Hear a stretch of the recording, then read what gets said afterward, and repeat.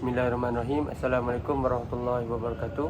Kami dari kumpulan 5, kami mendapat tajuk Wahyu sebagai sumber sains dan teknologi dan kejuruteraan.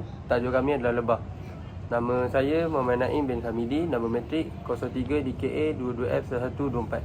Nama saya Muhammad Kemal Yaakob bin Muhammad Feroz. Nama matrik 03 DKA 22F1028. Nama saya Muhammad Asif Iman bin Muhammad Sri, nombor matrik 03 DKA 22F1079.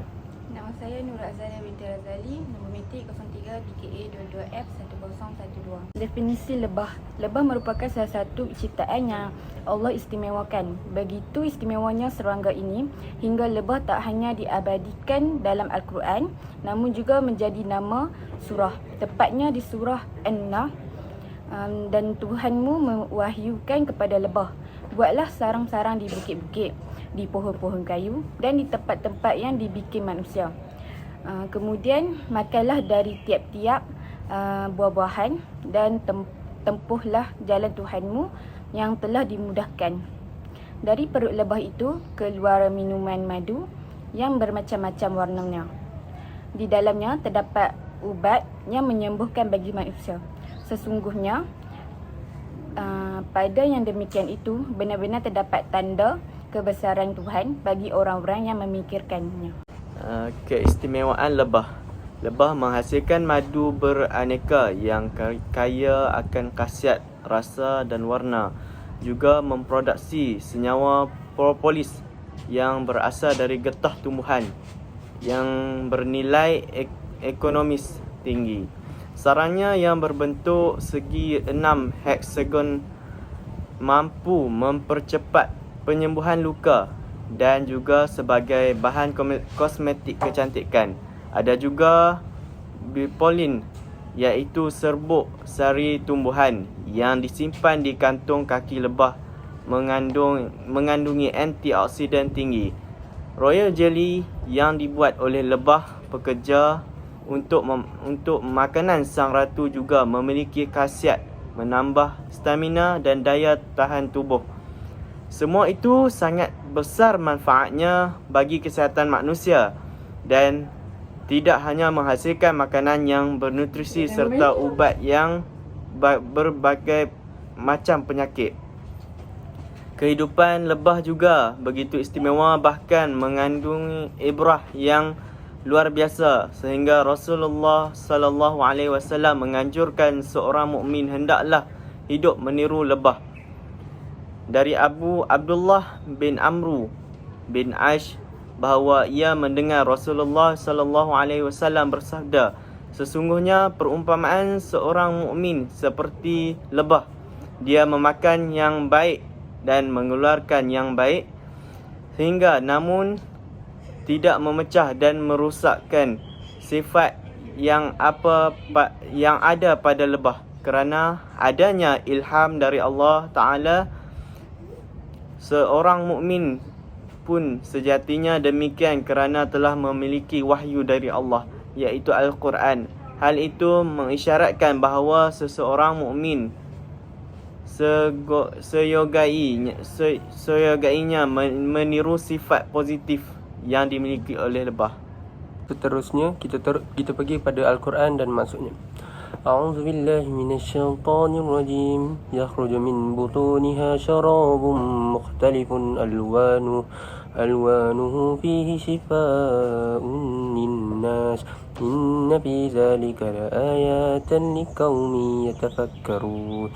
Surah An-Nahl ayat 69. Allah berfirman, dari perut lebah itu keluar minuman yakni madu yang bermacam-macam warnanya.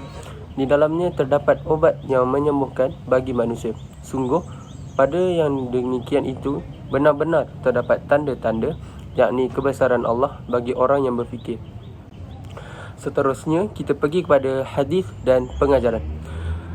A'udzubillahiminasyaitonirrajim. Bismillahirrahmanirrahim. Inna masalal mu'mini lakamathalil nahlati aklat tayyiban wa wada'at tayyiban wa waqa'at falam tuksar walam tafsud.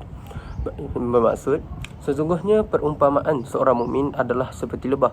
Ia makan yang baik-baik, mengeluarkan yang baik-baik bila ia hinggap tidak membuat dahan patah dan rosak. Hadis riwayat Ahmad nombor 6577. Hadis ini mengajar kita, pengajaran yang boleh diambil berdasarkan hadis tersebut adalah kita perlu menjadi seperti lebah yang berperanan secara semula jadi membantu proses pendebungaan bunga-bunga dan dalam masa yang sama menghasilkan, yakni kita sentiasa memberi manfaat kepada orang lain. Seterusnya, hikmah yang boleh ditiru daripada lebah. Yang pertama ialah mencari rezeki yang halal dengan cara yang baik dan tayyib. Lebah hanya akan mendatangi bunga-bunga atau buah-buahan atau tempat bersih lainnya yang mengandungi madu atau nektar. Hal ini seterusnya ditiru manusia dalam mencari rezeki. Dan yang kedua ialah hidup memberikan manfaat kepada orang lain. Selama hidupnya, lebah hanya menghasilkan kebaikan bagi menyeluruh makhluk. Mulai dari propolis, madu hingga royal jelly dan keseluruhannya berkhasiat untuk kesihatan.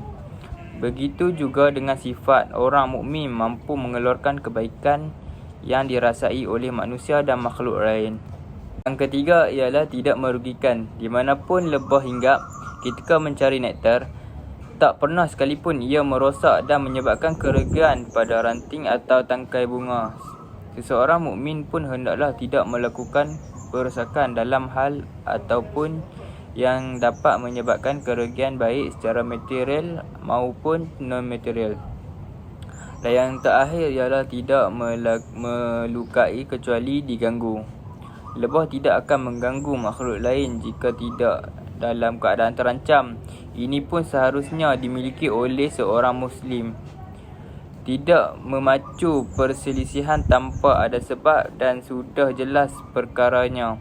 Semoga Allah selalu melindungi kaum Muslimnya, sahabat. Kesimpulannya, secara keseluruhan, kelebihan lebah sebagai serangga sangat membantu bagi kehidupan manusia. Nilainya sangat tinggi.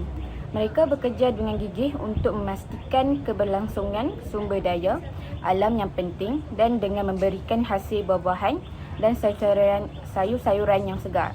Mata pencarian bagi petani dan tukang kebun tetap terus berlanjutan. Selain itu, madu dan pelbagai produk lain yang dihasilkan oleh lebah juga sudah dikenali sejak zaman dahulu sebagai bahan yang sangat penting bagi kesihatan dan kesejahteraan manusia. Kita patut menghargai peranannya dan berusaha untuk mempertahankan kelestarian agar kehidupan dunia yang lebih baik, sihat dan selalu terjaga. Itu saja daripada kumpulan kami. Berikut merupakan lampiran dan rujukan yang kami membuat rujukan. Sekian, terima kasih.